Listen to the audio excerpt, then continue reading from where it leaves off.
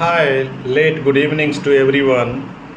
I am going to read a very interesting book that is edited by Colin Gordon.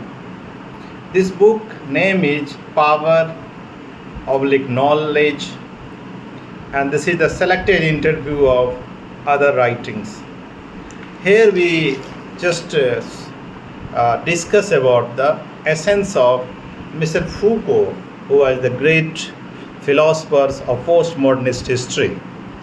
Mr. Foucault name at least must now be a familiar one to English-speaking reader. Since this is the 10th volume of his writing to have been translated within the last dozen years. But perhaps the distinctive feature of his work have not always been easy for us to discuss from among the gyrating nebula of Gallic luminaries which we have been so arduously and querulously observing during the span of Foucault's career to date. One of the motives for the favoriting in translation this further Foucault book has therefore been the hope that it will facilitate essays to work that are at least in principle already available to construct a sort of non-didactic primer made of text in which the author himself explained in a straightforward and informal term and some of a stage and facet of his work and the preoccupations that traverse it by bringing into the clear focus the political and intellectual environment in which this work has been carried out. So this volume should help to undo some of the obfuscating effort and commonly produced by the use of such vague and polemical label as structuralism and post-Marxism, and hence make possible a more informed estimate of its significance within contemporary thought, or to speak less grandly of the interest, utility and pleasure it offers. A few words about the material and selected all the pieces date from the since Foucault elections and following a brief spell as one of the founder of the experimental University of Vincennes to the chair of history of system thought at the Collège de France within his published output, and they succeed his two methodological and programmatic texts, the Archaeology of Knowledge and the Order of Discourses, with the exceptions of chapter 1, which is a discussion occasions by an episode in post-1968 revolutionary French politics. All of the book is closely linked to the theme and argument of Foucault, the most recent work, and the discipline and punish and the will to know history of sexuality. We have sought to minimize internal readiness and have optimated item already widely available in English. The resulting pattern is that of an aleatory open-ended collage in which from point to point and changing the context and perspectives a certain number of figure and motive recur. The form and occasion of the pieces, the identity of the interlocutors and the origin and the point of the questions posed are numerous and the diverse. Some texts are more or less direct or oral transcript. Others are writing in a more orthodox sense. Some have never appeared in France or no longer available there.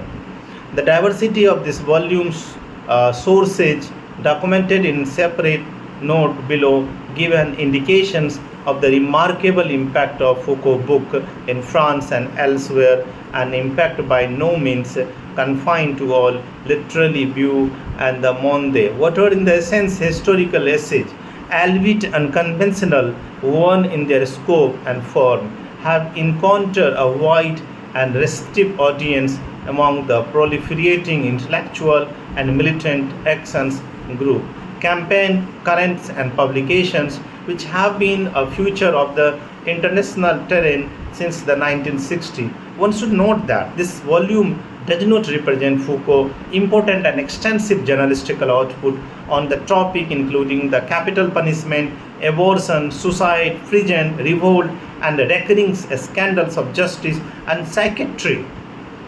So, crime and punishment in the Soviet Union, China, and Iran, and the popular uprising in the later country. Some of his articles, notably those of the applicables of the bulletins by the Presidents Pompeo and Guessard, have a philippic force rare in the contemporary writings. So, what is the striking about the discussion? And collected here is the way in which the dimension of history and philosophy are brought to intersect and interact with the same detailed confrontations of present actuality. It would nevertheless be misplaced to set about installing Foucault within the lineage of Voltaire, Zola, and the Sartre, French traditions of great intellectual paladins of justice and the truth.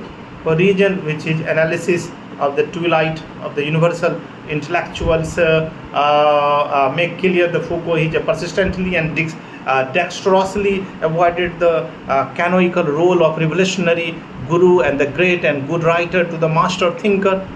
This feature of his personal trajectory, while making it less readily visible from after the those of other illustrious contemporaries and the predecessors, so may perhaps turn out to be the seminal attempt system of theoretical position to be extracted from his book.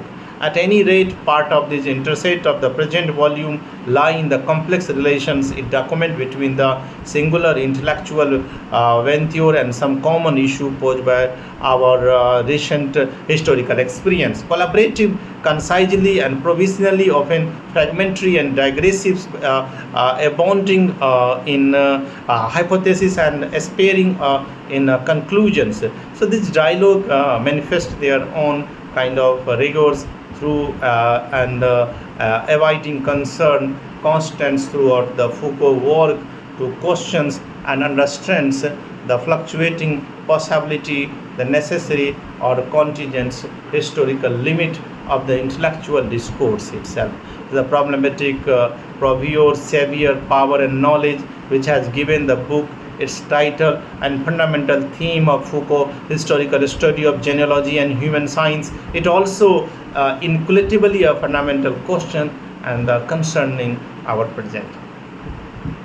This also means that these discussions, given their locations and time to space, have to be do with the event of May 1968 and the transformations of political thought and the practice which these events were seen as inaugurating. Now some year later one can tentatively identify the year around 1972 1977 in France, an unusual and fascinating albeit confused period during which new line of investigation and critics emerge on the intellectual science in a relationship to mutual simulations with a new model of political struggle and conducted at a multiplicity of the distinct sites within the society. This is not, of course, to say that France has been unique in this respect, not that a relationship in the questions should be understood as having provided this new zone of militancy and with set of perfect and reciprocal political and the theoretical legitimization in France, and moreover many would now see these periods of intellectual